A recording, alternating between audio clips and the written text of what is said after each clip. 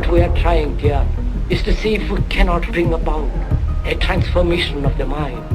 Not accept things as they are, but to understand it, to go into it, to give your heart and your mind with everything that you have to find out, a way of living differently. That depends on you and not somebody else. To understand is to transform what is.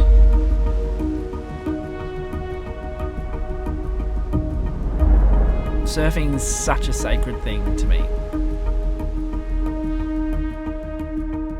It's literally why I wake up in the morning. People don't always understand the obsession, but that's okay, because it means more waves for me.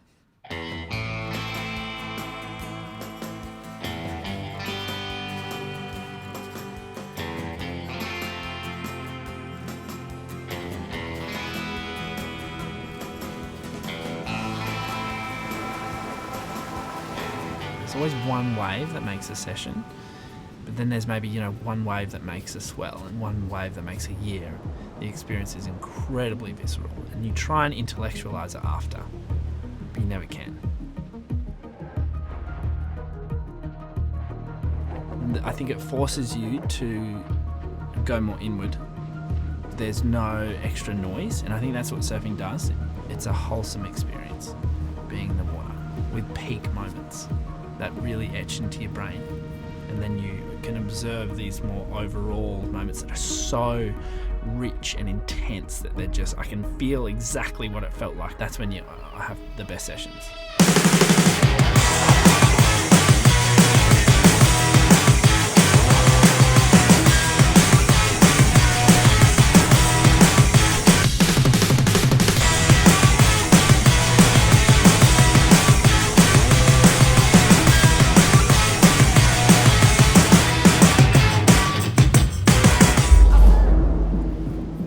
Literally times where I come out the barrel where I'm so electrified and excited, I feel like I've been struck by lightning, and it's moving from the center of my brain straight down through to my heart and my belly.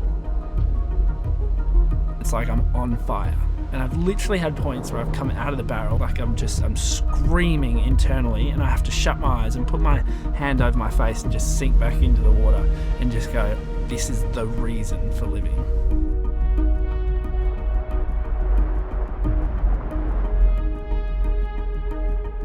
Only makes sense once you know how good that feeling is, and that's why you keep going back. Surf doesn't come easy where I grew up. You've really got to work for it, and sometimes, actually a lot of the time, conditions don't always align. There are sessions that are just dismal and crushing.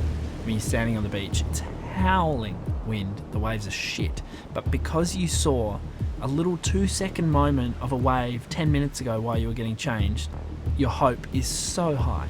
You're like, no, if I go out, I'll get something like that. And you're just telling yourself that the whole time, whilst you're being pounded and smashed and stabbed in the eyes by the wind and the waves.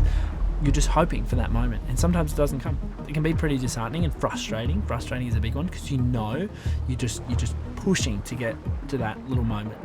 But sometimes it never comes. You paddle, and you fucking paddle again. You can do it 10 times over in between waves.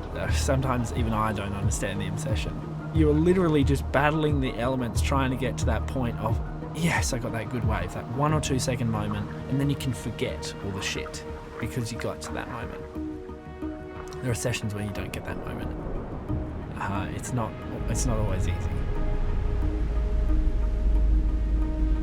But then other times, conditions do align, and there's nobody around. For me, that's the payoff.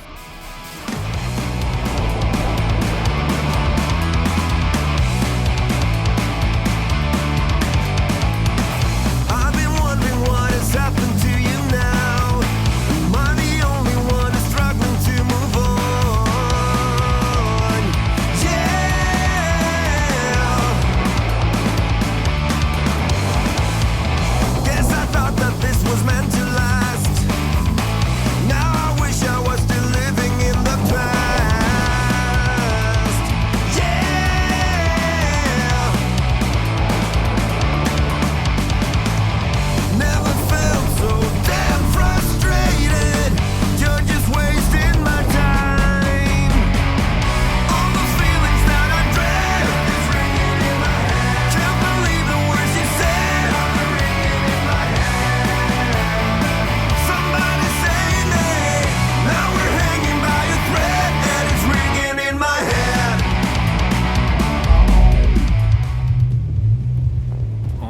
macro level, it's the session that's the payoff, like realised in the smile you can't help but have as you walk back up the beach and reflect on an epic sesh.